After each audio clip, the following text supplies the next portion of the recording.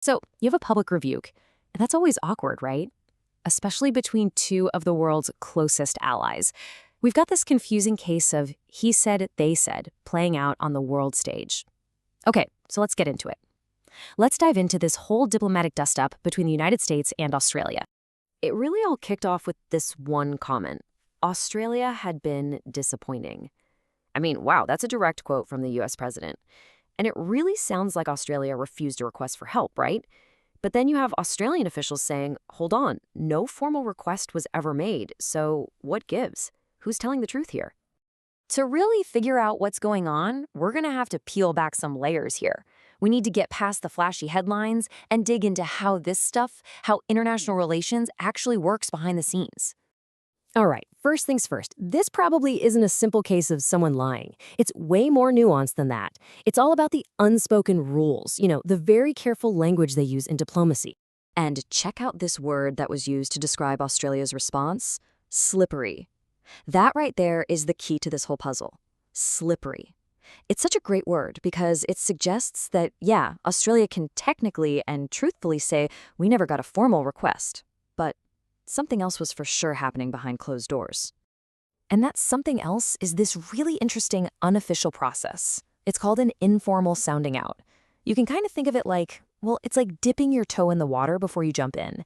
It's how allies check to see if help is available without officially asking for it. Why? Because it avoids the huge public embarrassment of being told no. Yeah, it's this classic two-step diplomatic dance. Step 1, the US informally feels out Australia, asking, hey, what might you be willing to contribute? And step 2 only happens if the answer to step 1 is a yes. That's when the formal public request gets made. But in this situation, it looks like the music stopped right after step 1. So why did it stop? Well, because the Americans pretty much knew that if they went ahead and made a formal request, the answer from Australia was going to be a big, fat no.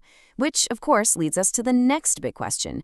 Why would Australia say no to its closest ally in the first place? Okay, so this is where we move away from the delicate dance of diplomacy and into a much more practical, real-world problem. Because it turns out Australia's no might not have just been about politics or a lack of will.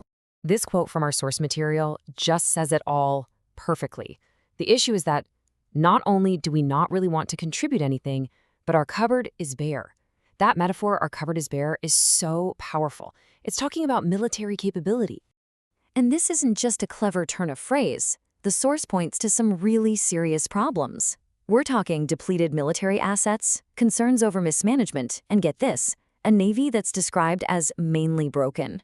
I mean, mainly broken. So sending a warship to help an ally? That would apparently leave Australia completely exposed back home. The reality seems to be they couldn't, even if they wanted to. Okay, so this is where the whole situation gets, well, really awkward for the Australian government. Because if your cupboard is bare, what are you bringing to the table? This creates a huge imbalance in the alliance. All right, let's talk about the quid pro quo, the this for that. That's at the heart of any alliance. Or in this case, the lack of one, which is causing a ton of tension right now. And this just lays out the dilemma perfectly. On one side, look at what Australia wants from the US, nuclear submarines. We're talking the absolute crown jewels of the US Navy, its most advanced tech. But on the other side, when the US turns around and asks for a little help, Australia's cupboard is bare. They have nothing to offer. So, with this super awkward imbalance, what's the Australian game plan for handling the president's criticism?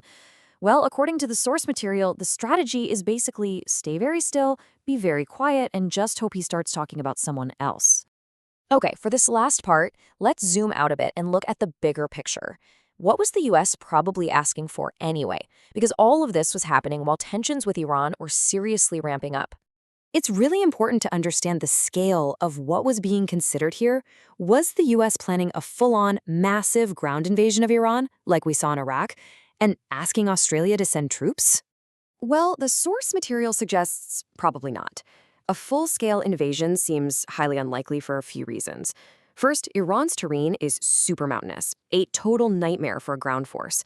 Plus, a long, drawn-out war would be a huge political problem for the president, especially since his whole thing has been to avoid these kinds of messy foreign conflicts.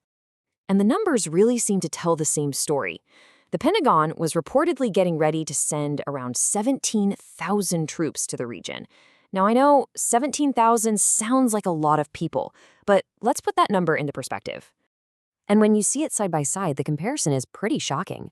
That force of 17,000 troops, it's only about 10% of the ground force that was used to invade Iraq back in 2003. Just a fraction. So here's the bottom line. Whatever the US was informally sounding out Australia for, it almost certainly wasn't for a huge ground invasion. The force they were putting together just wasn't big enough for that kind of serious operation inside Iran. And all of this really leaves us with one big final question, doesn't it? This whole episode just pulls back the curtain on that delicate dance of diplomacy, on that fragile balance between what allies expect from each other and, well, what they can actually deliver. So for any alliance, what's the price of saying no? What does it mean for the future of a partnership when one side just can't show up? It's a question that really gets to the very heart of what it means to be an ally in the first place.